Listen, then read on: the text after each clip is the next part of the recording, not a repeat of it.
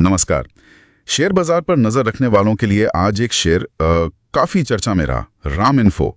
मंगलवार 17 जून 2025 को इसके शेयर में सीधा 20% का अपर सर्किट लग गया। हाँ, मैंने भी देखा।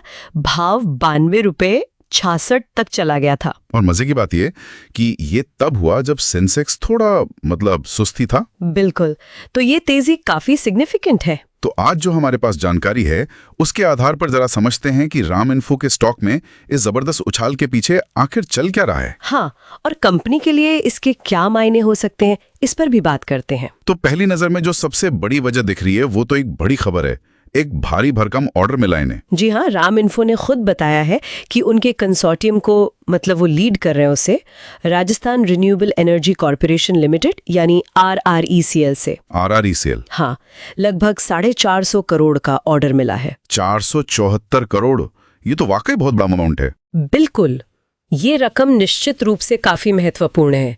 और यहाँ एक दिलचस्प बात यह है कि ये ऑर्डर एक तरह से राम इन्फो के लिए स्मार्ट एनर्जी सॉल्यूशंस के फील्ड में एक बड़ा कदम है। Smart energy solutions? अच्छा, हाँ। इस प्रोजेक्ट में क्या होगा कि कंसोर्टियम पूरे राजस्थान में सरकारी इमारतों पर सोलर पैनल लगाएगा, रूफटॉप वाले। सरकारी इमारतों पर? ओके जी। और ये कुल मिलाकर 73 मेगावाट क्षमता का प्रोजेक्ट है। इसमें मतलब डिजाइन से लेकर सप्लाई, इंस्टॉलेशन, टेस्टिंग, कमीशनिंग सब कुछ शामिल है। अच्छा, 73 मेगावाट। और ये किस मॉडल पर है? आपने स्मार्ट एनर्जी की बात की थी। ये प्रोजेक्ट हाइब्रिड एन्युटी मोड मतलब हैम मॉडल पर होगा। मॉडल, अच्छा, ये कैसे काम करता है? देखिए, इसमें क्या होता है कि प्रोजेक्ट कॉस्ट का एक हिस्सा सरकार पहले देती है जी। और बाकी का जो पैसा है वो कंपनी को प्रोजेक्ट पूरा होने के बाद किश्तों में मिलता है। किश्तों पे? हाँ, और वो भी कंपनी के परफॉर्मेंस के आधार पर। मतलब ये कंपनी के लिए कैश फ्लो मैनेजमेंट का एक अलग तरीका है।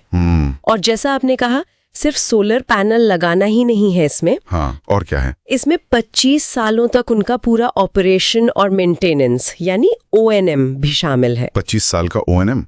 बाप रे, ये तो बहुत ही लंबी अवधि की जिम्मेदारी हो गई। बिल्कुल बिल्कुल, ये एक बहुत लंबी अवधि की प्रतिबद्धता है। आमतौर पर टेक्नोलॉजी कंपनियों के लिए इतने लंबे इंफ्रास्ट्रक्चर प्रोजेक्ट्स, वो भी ONM के साथ, ये थोड़ा अलग होता है।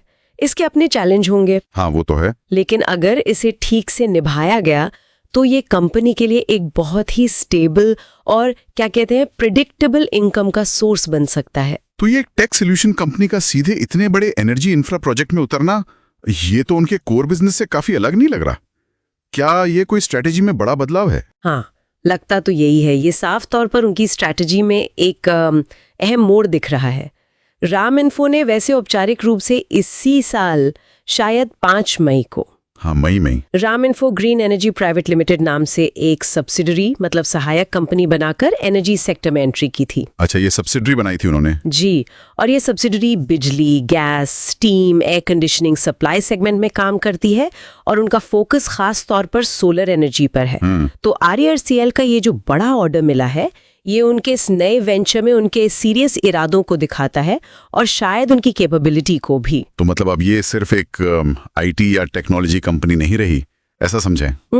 लगता तो यही है कि वो अपने कारोबार का दायरा काफी बढ़ा रहे हैं। ये ऑर्डर दिखाता है कि कंपनी अब रिन्यूएबल एनर्जी सेक्टर, जो कि वैसे भी काफी तेजी से बढ़ रहा है। हाँ, रिन्यूएबल पर तो फोकस है ही आजकल। बिल्कुल, तो उस सेक्टर में जो अवसर हैं उनका फायदा उठाना चाहती है। ये एक तरह से ग्रीन और सस्टेनेबल फ्यूचर की तरफ एक कदम है। लेकिन हाँ, ये भी सच है कि नए फील्ड में सफलता के लिए सही एग्जीक्यूशन बहुत जरूरी होगा। बिल्कुल।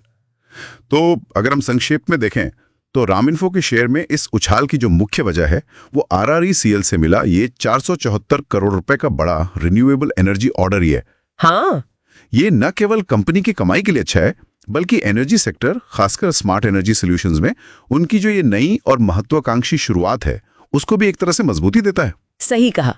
अब आगे देखने वाली और मतलब सोचने वाली बात ये होगी कि टेक्नोलॉजी सॉल्यूशंस से निकलकर एनर्जी सेक्टर में ये जो कदम बढ़ाया है, ये राम इन्फो के लिए लॉन्ग टर्म में कितना सफल होता है।